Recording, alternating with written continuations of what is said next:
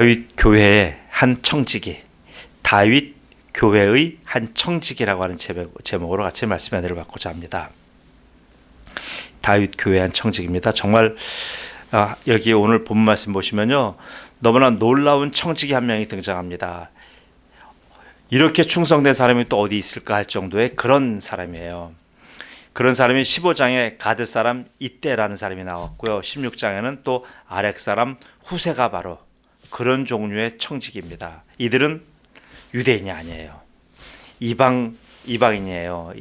저들이 이방이라는 건 뭐냐면 이방인이 유대인 속에서 같이 사는 거예요. 저들이 아무리 거기서 큰 공을 세운다 할지라도요, 그들은 혈통상 이스라엘 사람들이 되지 못해요. 그걸 어떻게 구분하냐면요, 이스라엘 사람들의 이름 앞에는 전부 다 그 아버지의 이름이 붙거나 아니면 증조부의 이름이 붙어요. 누구의 아들 누구, 누구의 손자 누구의 아들 누구, 이런 식으로 붙어요. 근데 이렇게 지금 여기는 뭐랄까, 가드 사람 이때, 또 아렉 사람 후세, 이렇게 붙어요. 이 사람들은 왜 자기들의 부족 앞 이름이 붙는 거예요. 그러니까 딱 보면 아는 거예요. 외모는 다 비슷비슷하잖아요. 그런데 그 사람 이름 소개할 때 어떻게 해요? 저는 가드 사람, 저는 이때입니다. 저는 아렉 사람 후세입니다. 근데 저는 예를 들면 저는 야곱의 아들, 저는 루벤입니다. 뭐 이런 식으로 다르잖아요. 그러니까 딱 이름만 들어도 아는 거예요. 자, 이때는 가드 사람 블레셋 사람이고요. 후세는 아렉 사람이에요. 이 아렉이라고 하는 사람들은 어디냐면요, 바로 가나안의 원래 원주민이에요. 여기 유대인들이 저 출애굽에서 들어오기 전부터 원래 이 가나안 땅을 갖고 있었던 여러 가지 많은 부족들이 있어요. 가나안 6족, 가나안 7족, 또 최대로 보면 성경에 가나안 10가지 부족까지 나와요. 그리고 또 많은 허다한 잡족이 있다고 그랬거든요. 그 부족 중에 하나예요, 아렉 사람이라는 것은. 그래서 그 원주민이니까 자기들이 원래 본토인이잖아요. 본토인인데 뒤에 치고 들어온 유대인에 의해서 이 사람들이 전부 다 완전히 쫓겨가거나 아니면 거기서 눌려 살고 있는 거예요. 그들에선 이 아렉 사람에 대해서는 성경에 한 번 나오는데 어디냐면 여호수아가 땅을 12지파 다 분배할 때요, 지금 이 땅을 누구한테 분배하냐면 그 땅이 베냐민 지파한테 분배한 땅이 있고 바로 옆에 보면 누구냐면 저기 그 이스라엘 또 한 땅을 저기 그 베냐민 지파와 함께 그 옆에 붙어 있는 그 한 부족이 있어요. 그 부족의 땅에다가 이 땅을 나눠줘요. 나눠줄 때 그때 한번 딱 나와요. 여호수아 16장 2절에 어떻게 나오냐요? 베델에서부터 루스로 나아가 아렉 족속의 경계를 지나 아다롯에 이르고, 이때 아렉 족속의 땅이라는 게 한번 나오는 거예요. 그럼 아렉 족속은 지금 어디에 있냐면요, 결국 아렉 족속에 있던 땅을 누구한테 줬냐 하면 아니, 내 의견 물어보지도 않고요, 그냥 일방적으로 여호수아가 준 거예요. 그 원주민들한테 물어보지도 않고 바로 그 베냐민 지파의 땅, 그 땅을 베냐민 지파에 나눠준 거예요. 그러니까 그래서 거기서 이제 이 사람들이 사는 거예요. 그래서 이 사람들은 엄격결에 저쪽에서 온 사람들과 400년 정도, 모세 때부터니까 지금 이때부터 400년 정도 그들과 함께 살면서 400년을 같이 살면 완전히 동화돼요. 흔적이 없어요. 그 오랜 세월을 함께 살아왔는데 그러면 우리가 구태여 유대인과 이방인으로 구분할 필요가 있을까요? 우리 같으면 안 할 것 같아요. 그런데 이렇게 구분되는 이유가 뭐냐면요, 왜냐하면 이스라엘은 한 지파라는 게 한 나라와 같은 거예요. 그러니까 우리가 생각하는 개념과 달라요. 그들은 한 지파라는 것은 곧 그들에게 있어서 한 부족과 같은 거예요. 그러니까 12지파가 있으면 12국가가 있는 거랑 똑같아요. 연방과 같은 개념이에요. 그러니까 이들은 그 북의 혈통을 중심으로 해서 이렇게 전부 다 전부 다 그 땅을 응거하고 있어요. 혈통은 어떤 것으로 바꿀 수 없는 거잖아요. 내가 만약 베냐민 지파인데 어느 날 갑자기 내가 마음에 안 든다고 해서 내가 유다 지파 되겠다, 이건 안 되는 거예요. 그러니까 지파는 옮길 수가 없어요. 한번 혈통으로 고정된 건 이거는 절대 내가 변기할 수 없는 거예요. 그래서 저들의 이름에는 항상 그의 혈통을 표시하는 부계나 조부의 이름이 들어갑니다. 그래서 이방인들은 아무리 아까 얘기했다시피 공적을 세우디요, 자기 이름 앞에 자기의 나 베냐민 지파 누구 이렇게 할 수가 없는 거예요. 지금 많은 사람들이 외국 사람들 한국 들어와갖고 뭐라 그래, 자기는 뭐 강남 뭐 한씨입니다, 뭐 자기는 서울 뭐 김씨입니다, 자기들이 막 붙여서 하잖아요. 그런 게 안 된다는 얘기예요. 반드시 예를 들면 나는 네팔 사람, 나는 네팔계 한국인 누굽니다, 이렇게 얘기해. 맞아요. 유대인식으로는요. 자, 근데 이때와 후세는 어떤 사람이냐면 그런 이방인데도 불구하고요, 얼마나 다윗에게 충성됐는지 다윗에게 있어서는 친구예요. 그 이방 사람과 다윗이 친구가 됐다는 것은 굉장한 의미가 있잖아요. 아들이 아버지를 배신할 정도의 그런 지금 형국인데도 불구하고 이 친구들은 지금 다윗 옆에 붙어 있어요. 대단하지 않습니까? 아니, 아들이 아버지를 배신하고 떠나갔는데 이 이방인 친구들은 지금 다윗 옆에 붙어 있는 거예요. 마치 난파선 같은 다윗의 배를 끝까지 지키고 있는 자가 바로 이때와 후세 같은 이방 사람들이에요. 저는 오늘 아렉 사람 후세를 조명함으로 인해서 바로 우리가 지금 어떤 위치에 있는지에 대해서 같이 한번 알아보고자 합니다. 후세 일가족이, 아렉 사람 후세 일가족이 400년을 베냐민 족속, 아까 베냐민 족속과 또 에브라임 족속 그 경계 지점에서 있어요. 경계 지점에서 왜 그러냐면 지금 이스라엘 지파끼리는요 서로 협력만 하는 거 아니에요. 성경 잘 읽어보시면 협력도 하고 서로 다투기도 하고 또 이쪽 지파가 주도가 될 땐 저쪽 지파는 또 개입하지 않고 막 이런 알력이 굉장히 심해요. 12지파 간에요. 그럼 뭐예요? 베냐민 지파 바로 위에는 어디냐면 그 유명한 에브라임 지파가 있어요. 이 두 지파는 늘 으르렁대고 싸웠어요. 아마 그 중간지대에 거기 거한 거로 봐요. 왜? 이들이 일종의 DMZ 역할한 거예요. 완충지대 역할한 거예요.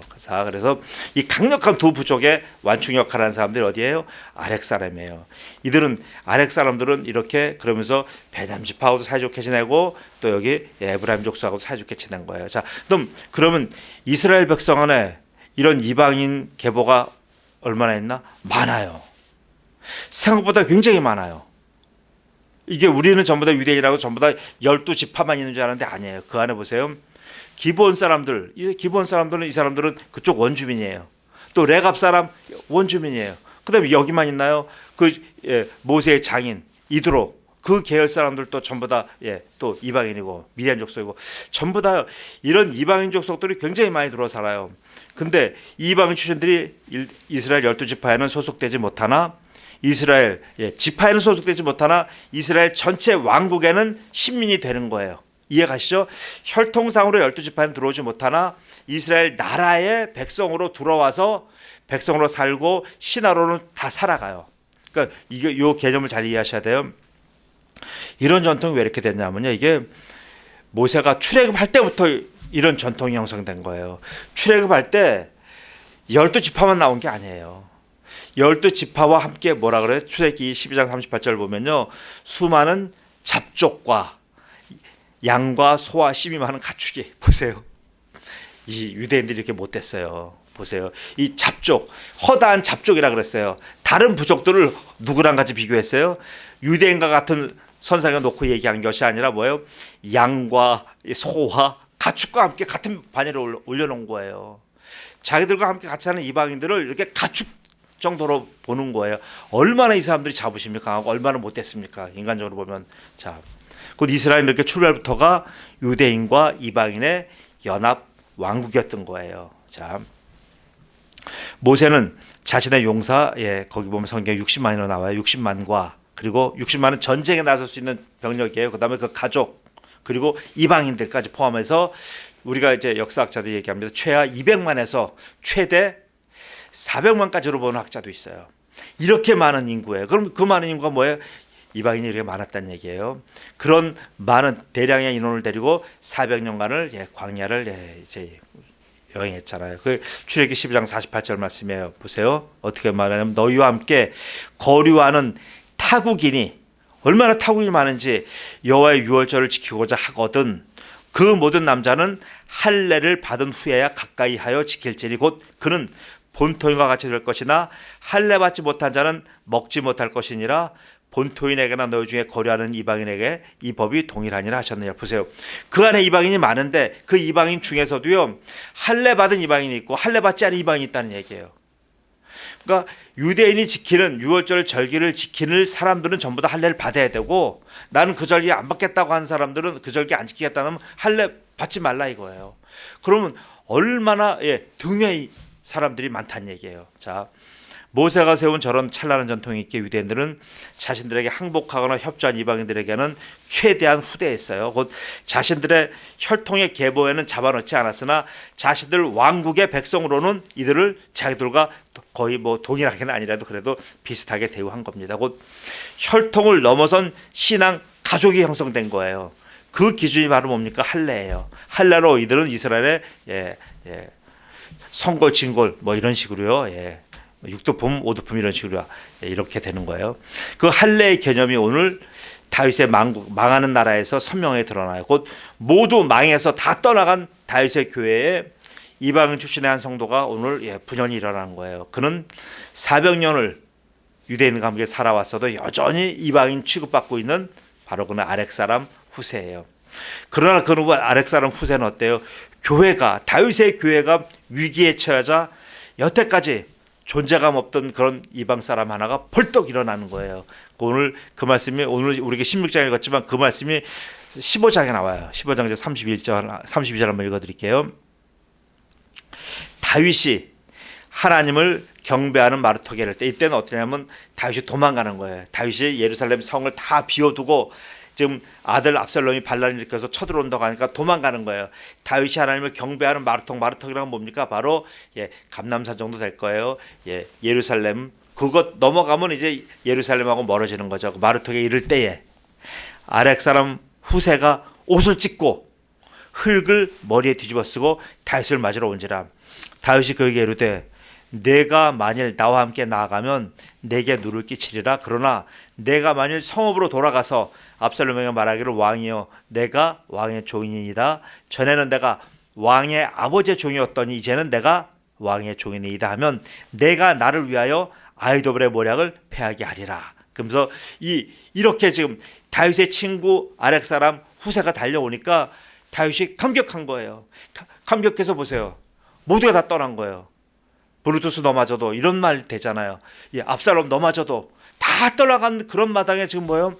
자기 친구 이방인 출신의 아렉 사람 후세가 다가와서 머리를 풀고 완전히 지금 난 당신과 함께 죽겠습니다. 당신께 충성을 맹세합니다. 이런 아렉 사람이 오니까 다윗이 여기서 감격해서 그 사람을 믿고 그 사람한테 계략을 얘기해줘. 네가 나를 위해서 이것 좀 해다오. 자, 그 얘기를 하는 거예요. 자, 내가 나를 위하여 다윗을 위하여 아히도벨의 모략을 패하게 하리라. 사독과 아비아달 두 제사장이 너와 함께 거기 있지 아니하냐. 그러니까 사독과 아비아달 두 제사장도 거기다 심어놓은 거예요. 어디야? 압살롬한테 심어놔서 거기 가서 동태 살펴. 아주 믿음직한 사람만 보낸 거예요. 사독 대제사장, 아비아달 대제사장 이런 사람과 함께 동일한 반열에 누굴요? 아렉 사람 후세를 같이 넣어놓은 거예요. 이 정도로 믿고 신뢰한 거예요. 대제사장은 속죄하는 사람이니까 믿잖아요. 사독과 아비아달 두 제사장과 함께 또 하는 믿은 사람이 바로 이 이방인 출신의 아렉 사람 후세예요. 이 세 사람을 글로 보내는 거예요. 자, 보내면서 내가 왕의 궁중에서 압살롬의 궁중에서 무엇을 듣든지 사독과 아비아달 두 제사장에게 알리라. 그들의 두 아들 곧 사독의 아들 아히마하스와 아비아달의 아들 요나단이 그들과 함께 거기 있나니 너희가 듣는 모든 것을 그들 편에 내게 소식을 알릴지니라 하는지라. 다윗의 친구 후세가 곧 성읍으로 들어가고 압살롬도 예루살렘으로 들어갔더라.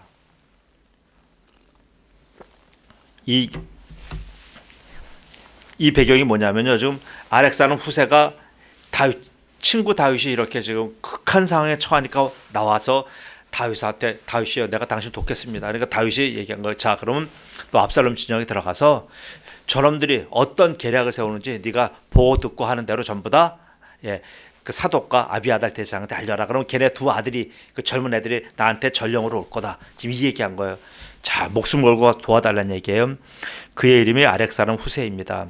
그는 지금까지 유대 사람들이 이끌던 교회에서 그저 자리만 지키던 아주 평범한 교우였어요. 언제나 조용히 자신에게 맡겨진 일만 묵묵히 해나던 이름 없는 성도였어요. 그런데 그가 교회와 다윗에게 위기가 닥치자 그는 어떻게 해요? 침묵하지 않았습니다. 모두가 다 도망가는 절체절명의 시기에는 거꾸로 다윗을 도우려고 나선 거예요. 정말 대단하죠. 깜짝 놀랄 만한 사람이에요. 아들들도 다 도망가고 반기를 드는데 종이 주인을 돕겠다고 나서는 격이에요.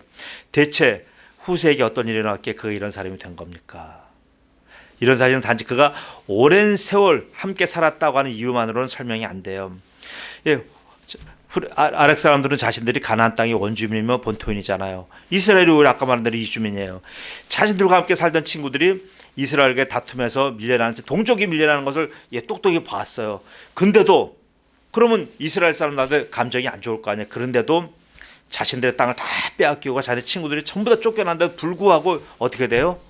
이들은 아렉 사람 후세는 자기들 동족을 따라가지 아니하고 다윗의 편에 선 겁니다. 자, 대단한 사람이에요. 자, 그런 후세가 그거로 또 거기에 머무는 것이 아니라 이 사람의 진정한 충성심이 어디서 나오냐면 다윗이 이렇게 극한 상황에 처했을 때 다윗을 돕겠다고 나선 거예요. 자, 주객이 전도된 거죠. 참, 저는 후세 보면서 대단합니다. 저는 그래서 이 사실을요, 왜 후세가 이렇게 다윗을 도왔는지 이 후세를 한번 집중 조명해 보겠습니다. 이것을 저는 역사적인 어떤 그런 사료를 갖고 보는 것이 아니라 복음적인 측면에서 한번 이 시간 들여다보겠습니다.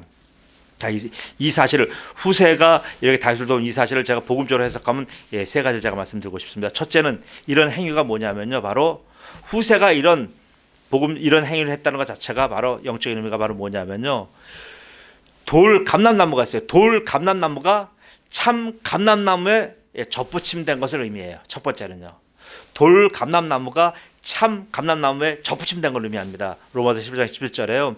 또한 가지 얼마가 꺾이었는데 돌 감람나무인 내가 그들 중에 접붙임이 돼요. 자기들 동족은 다 죽었어요. 아렉 사람은 전부 다 사라졌어요. 근데 그 중에 몇 가지가 바로 참 감람나무에 접붙임이 된 거예요. 그래서 참 감람나무 뿌리에 진액을 함께 받는 자가 되었습니다. 이게 중요한 거예요. 자기의 동족들은 전부 다 어디 흩어지고 전부 다 어디 가는지 안 보이는데 아렉 사람 후세는 뭐래요? 참 감람나무에 덧붙임돼서 참 감람나무 뿌리가 올려주는 그 진액을 같이 먹고 사는 거예요. 그러니까 다윗과 같은 생각을 하고 다윗과 같이 운명을 같이 하잖아요. 돌 감람나무인 후세가 참 감람나무인 다윗에게 접신을 받아서 참 감람나무 뿌리의 진액을 받아서 함께 살아가는 겁니다. 그래서 출애굽 때부터 성경에 이런 기조는 변함없이 계속 시행되어 왔습니다. 성경은 처음부터 이렇게 선민과 이방인을 편가르는 게 아니에요. 복음 안에서 한 형제인 것을 이렇게 강조해 왔어요. 후세는 다른 힘으로 살지 않습니다. 자기의 힘과 부족의 힘으로 살지 않았어요. 다윗에게 하나님이 공급해 주시는 그 뿌리 진액을 함께 먹으면서 산 겁니다. 이게 바로 복음이에요. 복음 안에는 이처럼요, 유대인과 이방인의 차별이 없는 거예요. 적자와 서자의 구별이 없는 거예요. 복음이신 예수 그리스도를 믿으며 고백하는 자는 누구나 다 참 감람나무 뿌리의 진액으로 살게 되는 겁니다. 두 번째입니다. 바로 후세, 아렉 사람 후세의 이런 행위는 뭐냐면 보세요. 율법의 행위로 구원받는 것이 아니라 믿음으로 구원받는 것을 의미하는 거예요. 율법의 행위가 아니라 믿음으로 구원받는 것을 의미합니다. 율법은 오직 뭐예요? 혈통상의 구원을 얘기하고요, 행위의 구원을 얘기할 뿐이에요. 율법은요.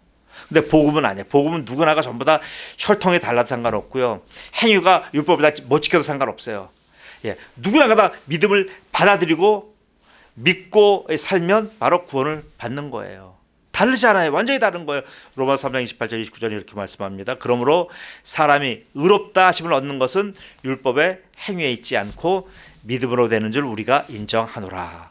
하나님은 다만 유대인의 하나님이시냐, 또한 이방인의 하나님은 아니시냐, 진실로 이방인의 하나님도 되신되니라. 보세요. 하나님은 이방인의 하나님도 되는 거예요. 그럼 뭐예요? 그 기준을 율법으로 기준할 때는 이방인의 하나님이 안 되는 거예요. 오직 유대인의 하나님이 안 돼요. 그러나 율법을 허무시고 율법을 완성시키시고 뭐예요? 믿음의 기준을 세우셨기 때문에 이방인의 하나님도 되는 거예요. 바로 이것이 율법과 믿음의 차이예요. 율법은 오직 뭡니까? 행위의 구원을 말합니다.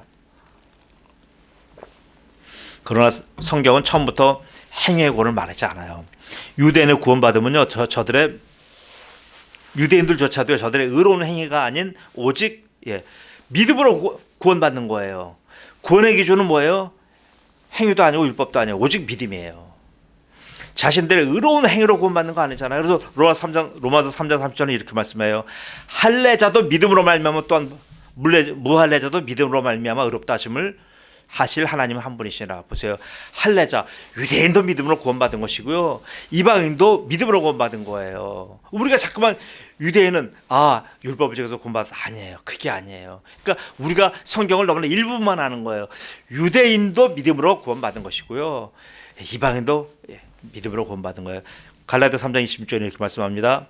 너희가 다 세상 모든 사람이 다 믿음으로 말미암아 그리스도 예수 안에서 하나님의 아들이 되었나니 이렇게 말씀하는 거예요. 자, 오직 믿음에. 자, 세 번째, 후세의 이런 행위는 무엇을 의미합니까? 율법은 왕은 왕인데 어떤 왕이에요? 율법은 임시 왕이라는 걸 얘기하는 거예요. 가짜 왕이라고까지 하기는 좀 너무하고, 율법은 임시 왕이라는 걸 얘기하는 거예요. 오직 복음이 올 때까지만 왕 노릇하는 거예요. 그러니까 어떻게 보면 가짜 왕이잖아요. 오직 복음만이 진짜 왕인 거예요. 후세는 율법으로는 어떻게 해요? 율법의 기준은 영원한 이방인이며 절대로 구원받지 못할 외인이에요. 율법의 기준으로는요. 절대로 성소에 들어갈 수가 없어요. 그래서 구약시대는 어때요? 이방인들이 성소 못 들어가요. 이방인의 뜰이 따로 있어요. 이방인의 뜰까지만 들어가는 거예요.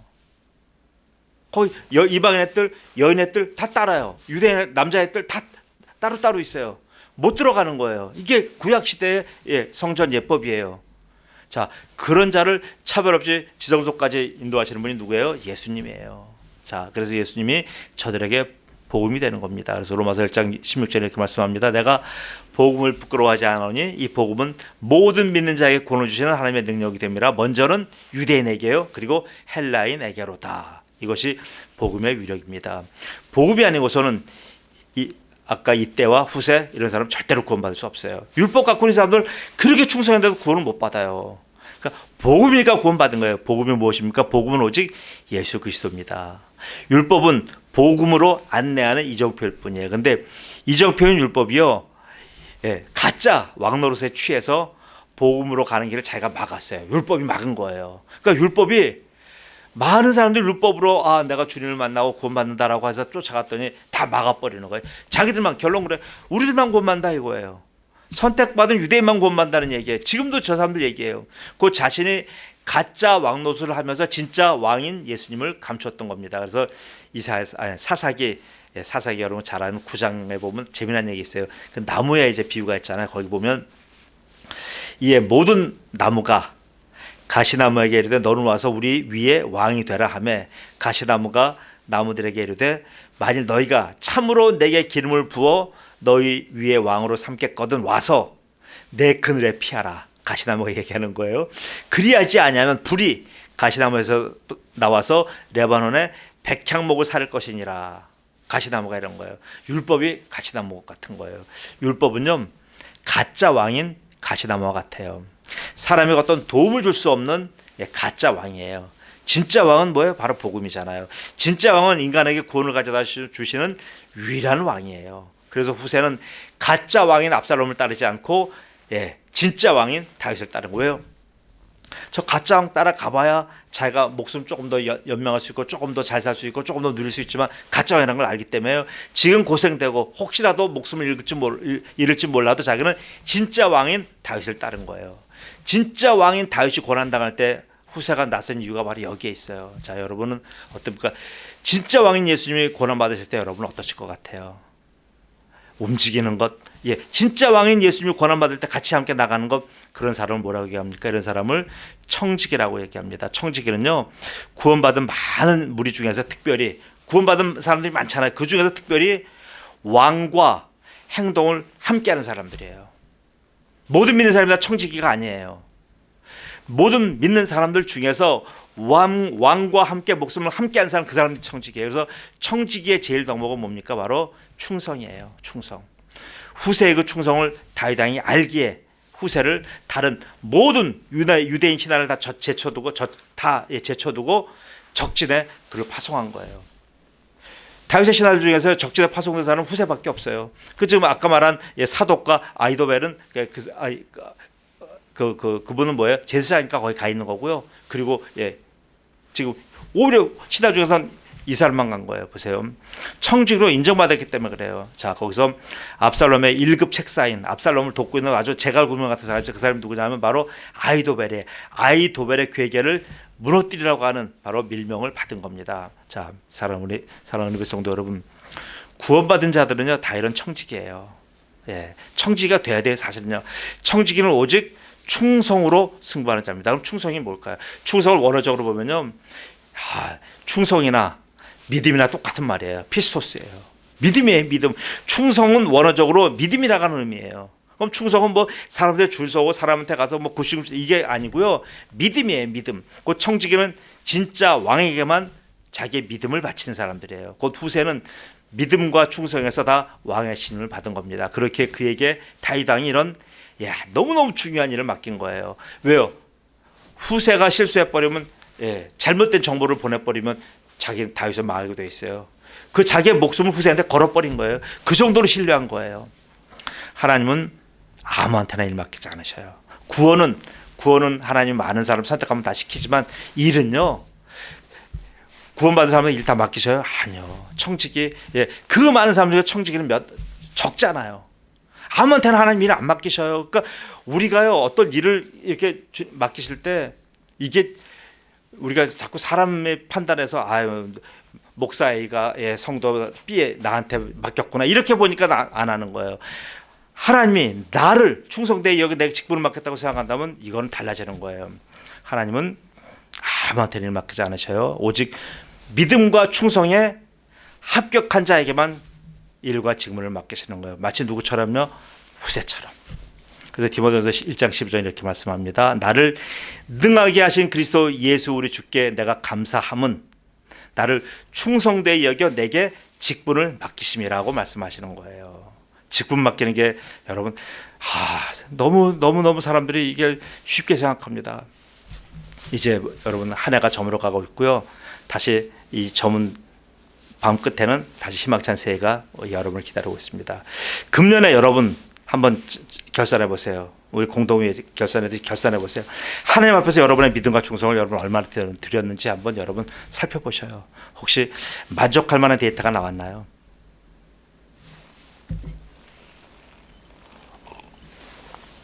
그 데이터를 여러분이 이렇게 보셨는데 쉰들러라고 하는 분이 있어요.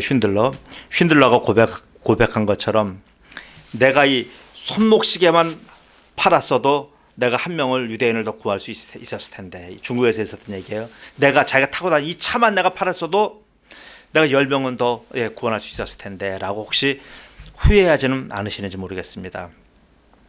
내가 힘이 있었음에도, 내가 시간이 있었음에도, 내가 일할 여건이 충분히 있었음에도 시바처럼 드리지 않고 시므이처럼 드리지 않고 내가 이렇게 아렉사는 후세처럼 드리지 않고 내가 어떻게 살았는지 한번 돌아보시기 바랍니다. 시바라는 사람이 있고요. 시므이라는 사람입니다. 시바와 스므이. 그 사무엘하 우리가 읽은 그 앞에 나온 거 16장에 두 명의 아주 걸출한 스타예요. 시바와 스므이. 시바는 지금 이때와 후세처럼 끝까지 충성한 청지기예요.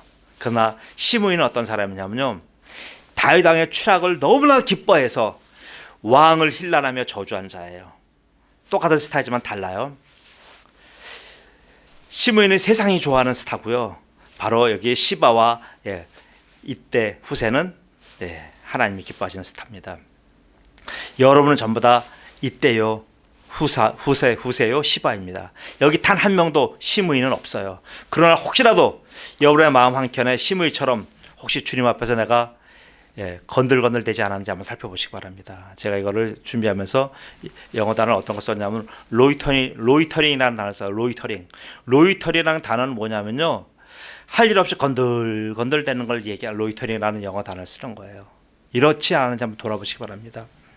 여러분이 하나님 앞에서 어떻게 살아왔는지는 여러분 자신이 제일 잘 알아요. 판단하지 않아도 여러분이 스스로의 내면을 살펴보시면 혹시라도 회개할 일이 있다고 한다면 회개하셔요. 그리고 다시 0점 조절을 해야 될 일이 있다면 다시 크리크 조절하시기 바랍니다.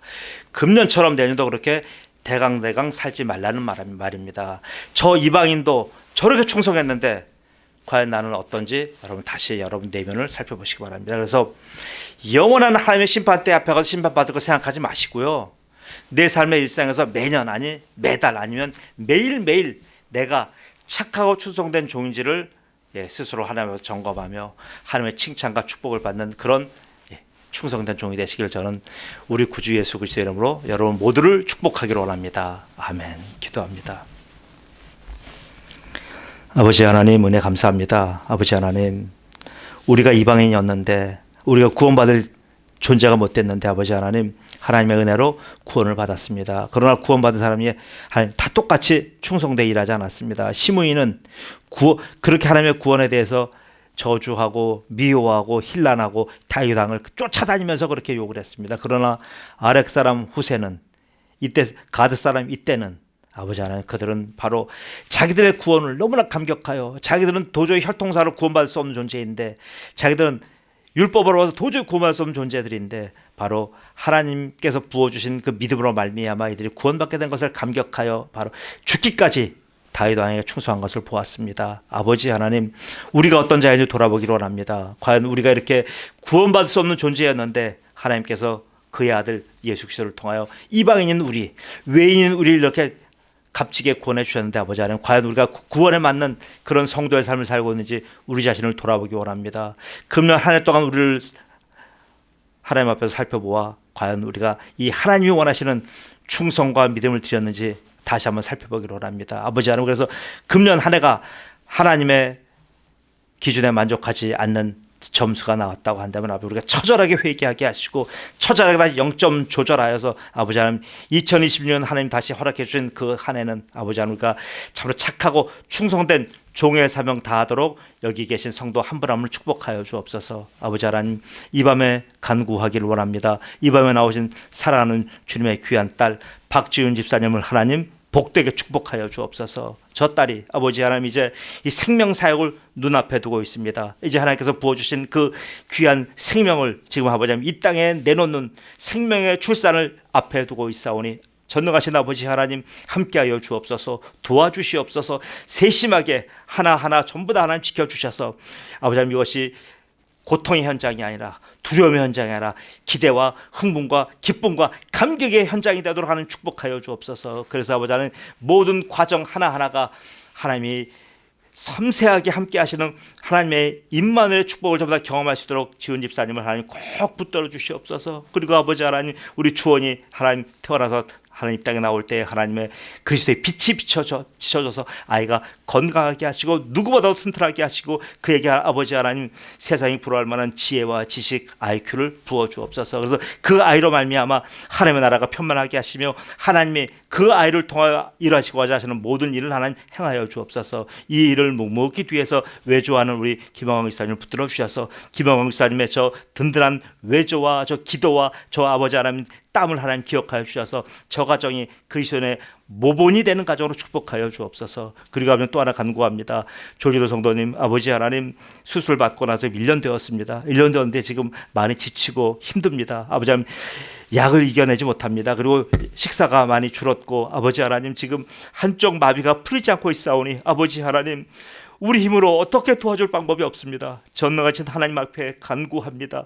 그 아버지 하나님 아들을 조성하시며 이 땅에 만들어내신 전능하신 아버지 하나님 우리 아버지 하나님 조진호 성도님에게 힘 주옵소서. 그의 손을 잡아 주옵소서. 한쪽 아버지 하나님 마비된 뇌와 팔과 손과 아버지 하나님 그 온 신경 조직을 하나님 붙들어 주시옵소서. 그래서 강건하게 하시고 아버지 하나님 회복시켜 주옵소서. 아버지 하나님 그 내주하시는 우리 서건사님의 기도를 응답하여 주시며 아버지 저 가정에 눈물 대신 희락과 기쁨 허락하여 주셔서 아버지 회복과 하나님께 주시는 놀라우신 아버지 하나님 다시 그 치유의 은사를 맛보는 귀한 가정으로 축복하여 주옵소서. 그리고 아버지 하나님 박성호 집사님 어머니 돌아가셨는데 아버지 하나님 바로 이제 한나라 하나님 영광 속에 들어가게 하신 것을 감사합니다. 그 모든 과정 하나하나 아버지 하나님 장례 과정을 할 때 하나님 도와주셔서 모든 일이 합력하여 선을 이루는 그런 일들 되게 도와주시며 특별히 건강 해치지 않도록 하나님 한 과정 하나하나를 참 더 섬세하게 지켜주옵소서. 감사하며 예수님의 이름으로 기도드리옵나이다. 아멘.